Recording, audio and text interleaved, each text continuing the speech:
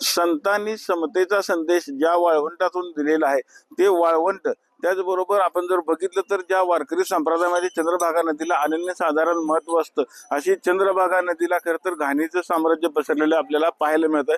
आपण बघू शकतो की या चंद्रभागेच्या वाळवंटामध्ये जर आपण बघितलं तर घाण कपडे असतील, कचऱ्यांचे ढिगारे असतील असे पडलेले आपल्याला पाहायला मिळतात। त्याचबरोबर ज्या चंद्रभागेच्या स्नानाकरता अनन्यसाधारण महत्व असताना अनेक लाखो भाविक खरं तर या चंद्रभागेत स्नान करतात, ते देखील आता मैली झालेले आपल्याला पाहायला मिळतं। एकंदरीत या चंद्रभागेच्या पात्रामध्ये दुर्गंधी पसरलेली आपल्याला पाहायला मिळतात। भाविकांनी घाण कपडे टाकलेले, हार टाकलेले, तुटक्या मूर्त्या असतील, भंगलेल्या मूर्त्या असतील, अशा सगळ्यांनी खरं तर चंद्रभागा नदी घाण झालेली आपल्याला पाहायला मिळतात।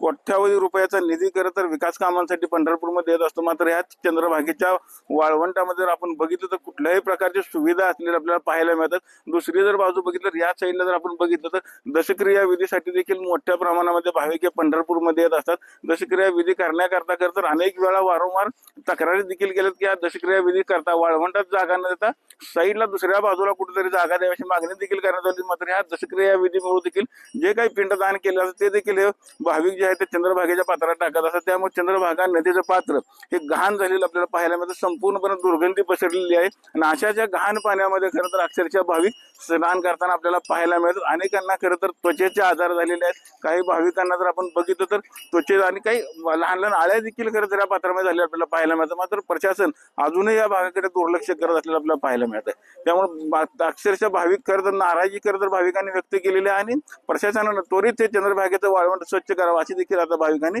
मागणी केलेली आहे। चंद्रभागेच्या वाळवंटातून कॅमेरामन जगदीश सर, रवी लवेकर, TV9 मराठी।